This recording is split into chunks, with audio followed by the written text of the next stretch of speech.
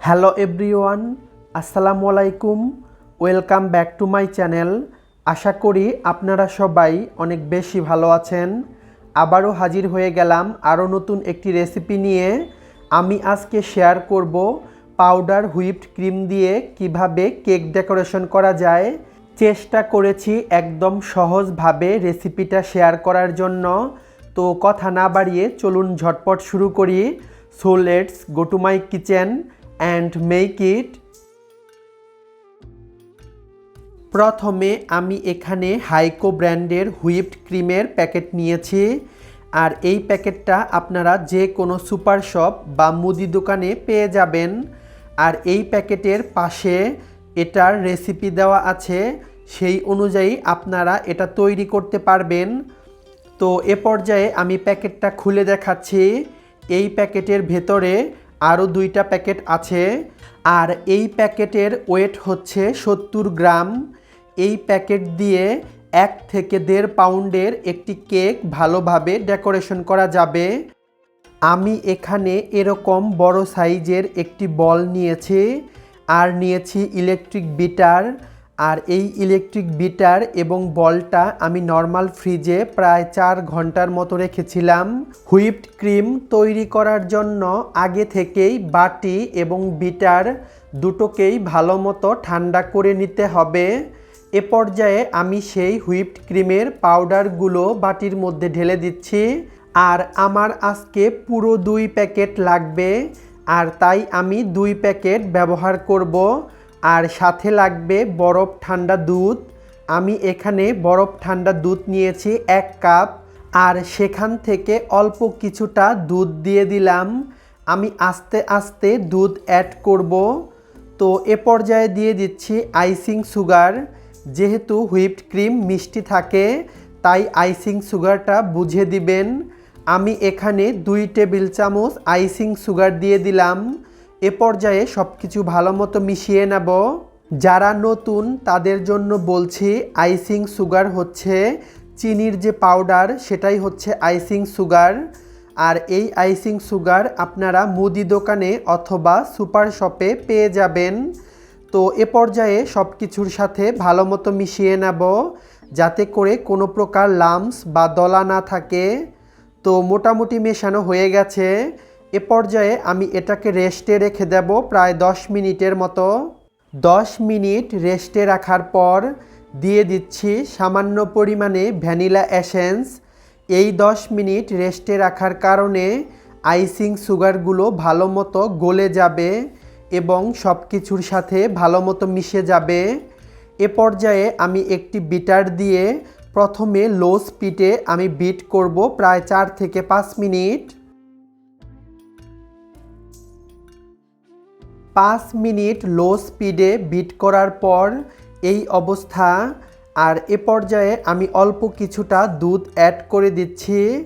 এভাবে আমি বারবার বিট করব আর অল্প অল্প করে লিকুইড দুধ অ্যাড করব। আর এই দুধটা কিন্তু আগে থেকে জাল করে আমি নর্মাল ফ্রিজে রেখে ঠান্ডা করে নিয়েছি। আর সেই দুধটাই এখানে অ্যাড করছি। এ পর্যায়ে আমি ইলেকট্রিক বিটারের স্পিড বাড়িয়ে আবারও বিট করব প্রায় 5 থেকে 7 মিনিট। 7 মিনিট হাই স্পিডে বিট করার পর এই অবস্থা। এ পর্যায়ে আরও কিছুটা দুধ অ্যাড করে দিচ্ছি। আর একটি স্প্যাচুলার সাহায্যে ক্রিমগুলোকে এভাবে মাঝখানে এনে দিচ্ছি, যাতে করে ভালো মতো বিট করা যায়। এ পর্যায়ে আবারও বিট করব প্রায় 10 থেকে 12 মিনিট। এ পর্যায়ে বিটারের স্পিড হাইতে থাকবে।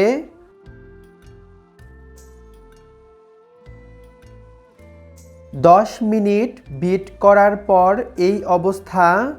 আস্তে আস্তে ক্রিমগুলো দ্বিগুণ হয়ে যাবে। এ পর্যায়ে আরও কিছুটা দুধ দিয়ে দিলাম।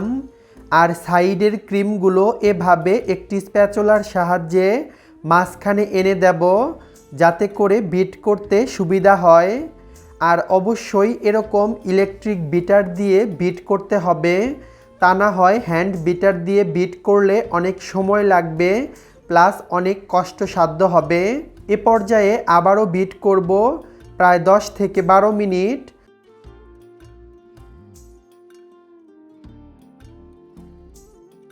বারো মিনিট হাই স্পিডে বিট করার পর এই অবস্থা, ক্রিমগুলো ফুলে দ্বিগুণ হয়ে গেছে।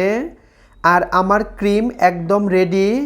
ক্রিমটা পারফেক্ট হয়েছে কি না সেটা কিভাবে বুঝবেন, এ পর্যায়ে আমি আপনাদেরকে দেখিয়ে দিচ্ছি। ক্রিমের মাঝে কোনো প্রকার পানি থাকা যাবে না। আর ক্রিম সহ বাটিটা উল্টো করে ধরলে ক্রিমগুলো পড়ে যাবে না, তার মানে ক্রিমটা পারফেক্টলি রেডি হয়ে গেছে। এ পর্যায়ে আমি আপনাদেরকে কেক ডেকোরেশন করে দেখাবো এই ক্রিম দিয়ে কতটা পারফেক্ট হয়েছে তা এ পর্যায়ে আমি আপনাদেরকে দেখিয়ে দিচ্ছি। ক্রিমটাকে আমি 2 ভাগে ভাগ করে নিয়েছি। এক ভাগ আমি কেক কভার করার জন্য ব্যবহার করেছি, আর এক ভাগ আমি কেক ডেকোরেশন করার জন্য ব্যবহার করব। এ পর্যায়ে দিয়ে দিচ্ছি ফুড কালার, আর এখানে আমি অরেঞ্জ ফুড কালার ব্যবহার করছি। সামান্য পরিমাণে কালার দিয়ে ক্রিমের সাথে ভালো মতো মিশিয়ে নেব। আর মেশানো হয়ে গেলে আপনাদেরকে আমি কেক ডেকোরেশন করে দেখাচ্ছি।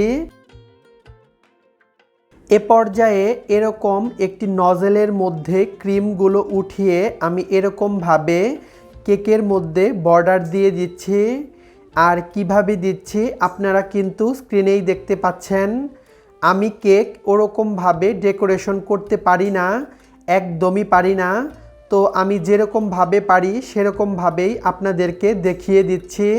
দেখলেন তো কিভাবে সহজেই পাউডার হুইপড ক্রিম দিয়ে কেক ডেকোরেশন করা যায়। আর আমি কেক ডেকোরেশনে অতটা এক্সপার্ট না, আমি যেভাবে পেরেছি সেভাবেই আপনাদের সাথে শেয়ার করেছি। আশা করি রেসিপিটা আপনাদের অনেক ভালো লেগেছে। ভালো লাগলে প্লিজ আমার চ্যানেলটাকে সাবস্ক্রাইব করবেন, আর আমার ফেসবুক পেজটাকে ফলো করে আমার পাশেই থাকবেন। আর অবশ্যই লাইক, কমেন্ট অ্যান্ড শেয়ার করতে ভুলে যাবেন না। রেসিপিটা কেমন লাগলো তা অবশ্যই নিচে কমেন্ট সেকশনে জানাবেন। আর আপনারা যদি কোনো রেসিপি দেখতে চান সেটাও কমেন্ট সেকশনে জানাবেন। আমি চেষ্টা করব সেই রেসিপিটা তৈরি করে দেখানোর জন্য। আবারও দেখা হবে নতুন কোনো রেসিপিতে বা ব্লগে।